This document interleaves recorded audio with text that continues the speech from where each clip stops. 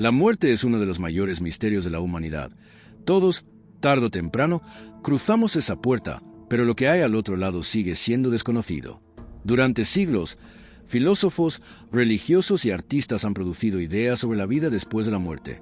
¿Pero ¿y los científicos? ¿Realmente han intentado responder esta pregunta bajo la luz de tubos de ensayo y métodos estadísticos? Al revisar los registros de laboratorio, vemos que en muchos campos, desde la biología evolutiva hasta la neurociencia, existen intentos de probar la vida después de la muerte. Descubramos paso a paso el lado desconocido de este campo, al que incluso investigadores galardonados con el Nobel han dirigido su atención. A mediados del siglo XIX, el espiritismo se extendió desde Estados Unidos a Europa y luego al resto del mundo. William Crookes, mientras trabajaba en electromagnetismo, realizó experimentos con médiums que afirmaban contactar con espíritus. Instaló dispositivos mecánicos para registrar los golpes, estallidos de luz y el movimiento de objetos en habitaciones donde se formaban círculos. Pioneros como él llevaron la pregunta, ¿existen los espíritus de los muertos?, al laboratorio. Por supuesto, muchos experimentos fueron ensombrecidos por datos sesgados, exageraciones y fraudes. Pero estas iniciativas lograron quitar el tabú a la discusión sobre la vida después de la muerte y ponerla en la agenda académica. A comienzos del siglo XX, la Psychical Research Society, SPR, se fundó en Londres con William James y Frederick Mears a la cabeza para investigar fenómenos paranormales. La SPR realizó entrevistas sistemáticas con médiums, registró sesiones y publicó informes. Cuando los dispositivos para medir campos electromagnéticos estaban aún en sus inicios, James recopiló experiencias del más allá y Mears intentó fundamentar teóricamente la idea de la existencia consciente fuera del cuerpo. Los investigadores de esa época comprendieron temprano lo difícil que es aplicar la metodología científica a experiencias espirituales. En 1975, con la publicación del libro de Raymond Moody, Las susurrantes del otro lado, el concepto de Near Death Experience, experiencia cercana a la muerte, NDE, se popularizó. Moody analizó miles de casos de NDE, relatos detallados de regresiones y los túneles de luz como evidencia.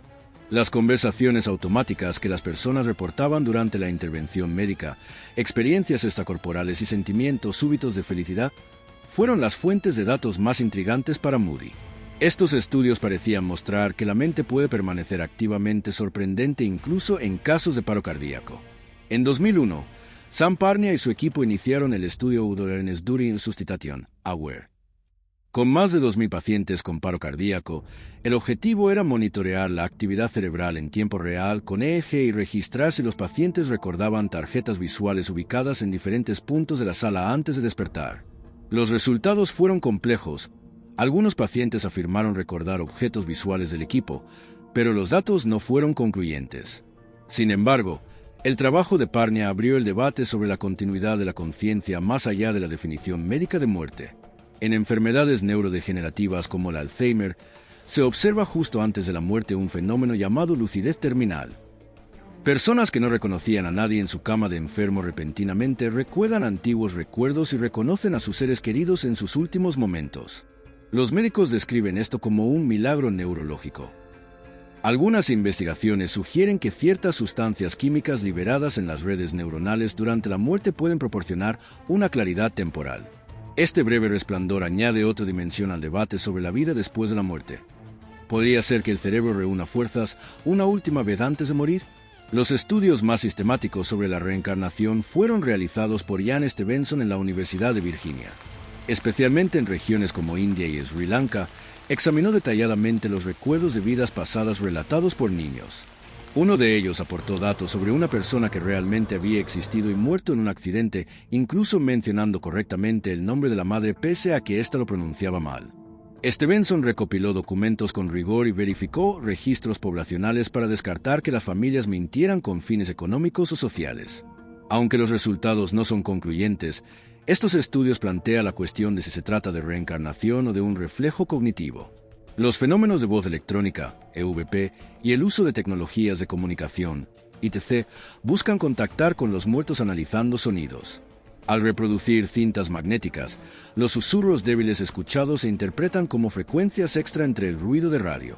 Algunas grabaciones contienen frases claras como «mamá, he venido», pero los científicos las atribuyen a pareidolia, la tendencia consciente o inconsciente a dar significado.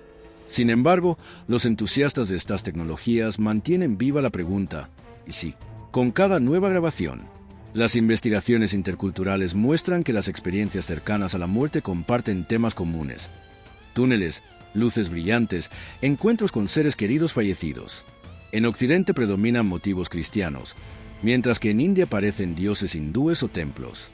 Esto sugiere que las NDE están en gran parte moldeadas por el sistema de creencias personales. Por otro lado, existen casos con detalles tan precisos que no pueden explicarse solo con patrones de fe. En neurociencia, se han realizado experimentos con técnicas de imagen cerebral, mediante estimulación magnética transcraneal, TMS, o resonancia magnética funcional, fMRI. Se intenta medir la actividad cerebral en el momento de la muerte. Actualmente, la muerte no se considera un corte abrupto, sino un proceso gradual. Algunos estudios sugieren que moléculas alucinógenas como la DMT liberadas en el umbral de la muerte pueden crear imágenes similares a las NDE. Es decir, la bioquímica puede ser la propia maravilla detrás de estas experiencias. Por supuesto, las dificultades metodológicas ensombrecen todos estos estudios. La muerte es impredecible, por lo que crear un protocolo experimental estándar es casi imposible. Los comités de ética exigen que las intervenciones se realicen con el consentimiento de los pacientes. La reproducibilidad es prácticamente nula y la mayoría de los datos provienen de informes de casos. Mientras la ciencia avanza con resultados reproducibles, muchos datos sobre experiencias cercanas a la muerte no superan el nivel anecdótico. Las investigaciones en el campo de la parapsicología a menudo han estado marcadas por fraudes. A lo largo de un siglo, ha habido médiums que han arruinado investigaciones, historias de ser captados por cámaras ocultas y casos de pruebas falsas. Por eso, la aceptación general de la ciencia prefiere mantener una distancia crítica hacia este campo. Se recomienda la transparencia y la compartición de datos y la supervisión independiente, pero todavía muy pocos grupos garantizan esa transparencia. Por lo tanto, cada caso interesante viene acompañado de una serie de interrogantes. A veces surgen historias interesantes desde los hospitales.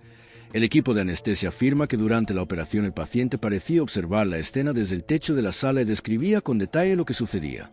Hay pacientes que relatan exactamente lo que decía el equipo quirúrgico. Las explicaciones científicas apuntan a la presión arterial o estados de semiconsciencia, pero a veces los datos son contradictorios. Estas anécdotas mantienen viva la esperanza de que haya un misterio más allá de los límites del laboratorio. Desde el punto de vista médico, la investigación sobre la vida después de la muerte plantea algunos de los debates éticos más importantes de nuestra época. Por un lado, tiene el potencial de sostener la esperanza y aliviar el miedo a la muerte.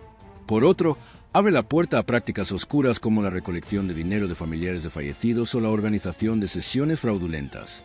Mantener este equilibrio requiere que tanto la comunidad científica como el público asuman responsabilidad. Los críticos adoptan una perspectiva escéptica.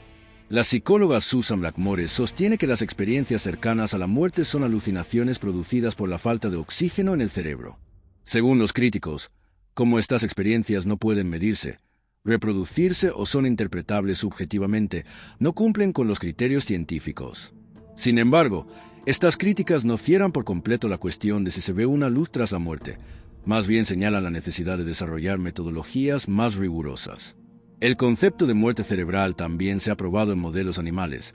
En ratones, se mide cuánto tiempo tarda en desaparecer la actividad eléctrica cerebral, EEG, tras la interrupción del flujo sanguíneo, lo que aporta pistas sobre las bases biológicas de las experiencias cercanas a la muerte.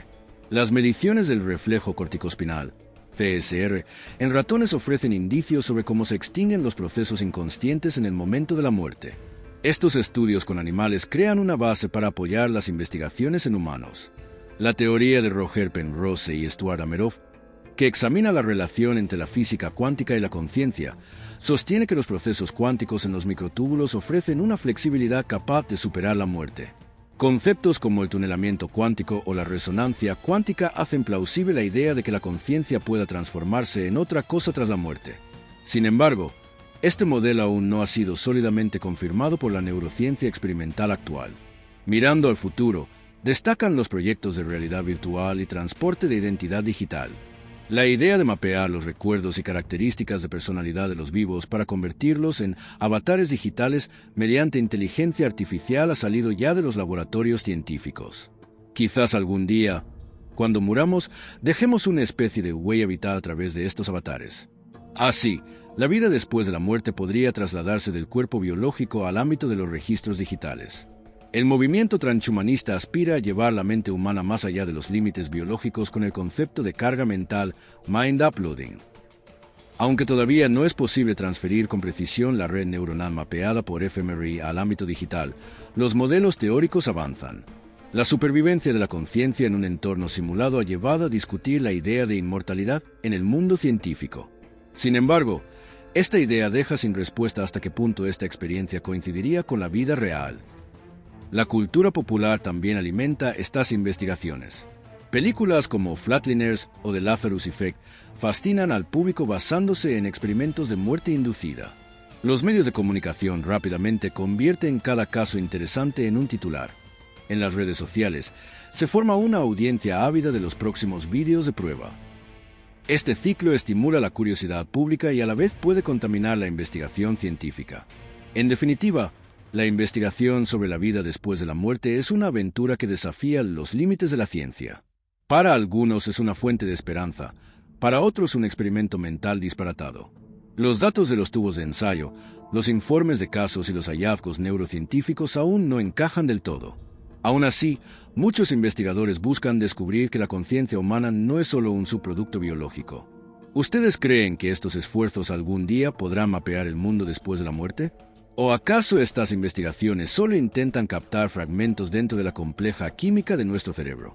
Compartan sus experiencias e ideas en los comentarios, debatamos juntos. Este misterio, quizá, se iluminará un poco más a medida que cada uno encuentre su propia respuesta.